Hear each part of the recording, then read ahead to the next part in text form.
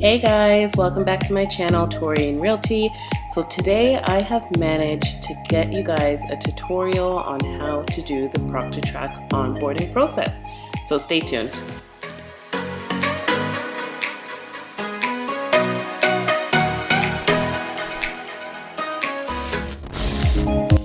Okay, so we're just going to start off opening the email that ProctorTrack had sent me. I have an account with them already, so I just had to sign in at this point. The link brings you right to their website. Once you sign in and put your password, and then there's the welcome screen. Okay, so here's kind of like the dashboard. You can see there I've already completed my exam 2 and the onboarding 2. So for my exam 3, I'm going to click the corresponding button there, and then it'll bring you up with their plenty rules. So make sure you read over that and you can have a better understanding of what exactly is allowed and what is not allowed. And then we will continue. Okay, so here is the part where you're going to start downloading the application onto your desktop. So you can click the link there, it brings it to the download folder. Then you go into the ProctorTrack so you can start installing the application. We'll click OK here just to get permissions. And once you get through all of the screens, then this is like a little video tutorial. So this is showing you all the settings that you have to select within your computer in order to give ProctorTrack the proper permissions and access to complete the exam process.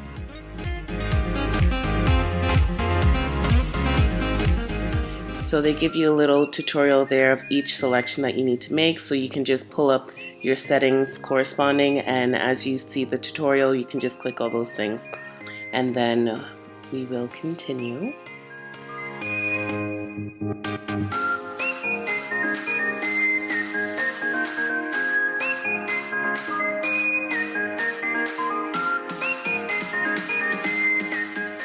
And so here, this is the agreement policy. So you want to make sure you just read through that and select the proper selection there. And then mine was being a little finicky. It brought me back to this settings location. So I just make sure I selected all the correct settings and then went continue from there. So this is the part where it quickly does a scan through your computer to make sure all the correct applications are closed. It scans through all of your applications, and at this point it realized that I was using QuickTime to do a screen recording, so I had to close QuickTime. So then I went and I quickly grabbed my phone to start recording, just so you guys can continue to see the process. So I apologize for the shakiness, but this is the best that I could do last minute. As you can see there, it detected an unauthorized application. So I just had to go and close that, and be careful of these little windows that get hidden, because sometimes you're waiting for for the process to continue and then you don't even realize there's a hidden window in the back there. So just be aware of that. And once you get through all of these permissions and everything, you click continue.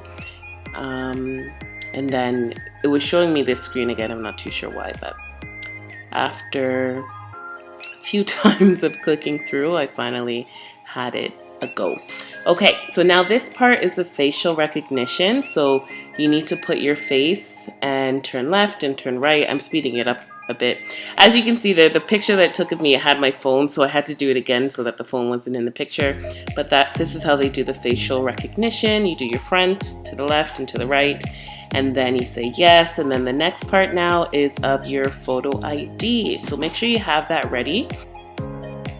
So you just hold up your photo ID and it will take a picture to confirm your identity. I had to do it a few times before it actually worked for me. And then, so at this point, this is when you download the app. You're going to open up the ProctorTrack app and scan that QR picture there with the camera on the phone, and it will automatically sync the application with your application on the computer. So this is now me using my iPad to record. the process on my phone. So you have to, I was trying to do a screen recording on my phone, but then it detected that I was doing a screen recording on my phone. So then that didn't work, and then I was doing the process, and then it says you have to be plugged in. So then I had to run and plug in my phone. And then at this point, it now says that you have to do a room scan. So then I had to unplug my phone and go ahead and do a room scan. So I'll just show you quickly just what it looks like.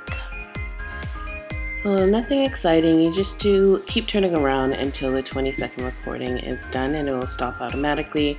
Again, because this is just the onboarding one, at my computer there, they didn't make a big deal about it, but during the exam, obviously, no other computers or devices should be allowed around. And then at this point, we're just doing a scan of the front and back of your desk. So that video is only 10 seconds long.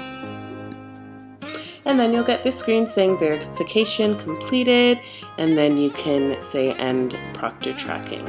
And again, this is just for the onboarding. So, as you see, I sit down again, and then I go back onto the application just to let them know that I've completed that process. And then they're going to give you a few more warnings here. These are the things that are allowed in the exam. These are the things that are not allowed in the exam. And then you see how that blue line pops up around the whole screen. This is how you know they're monitoring you. This is where, I didn't want to actually record it, but at the next screen is where you do the practice exam questions during the onboarding process. So I believe it was just 10 questions long, and it asks you very simple things like relating to the rules and stuff. Nothing you need to study for or worry about. It's really just common sense.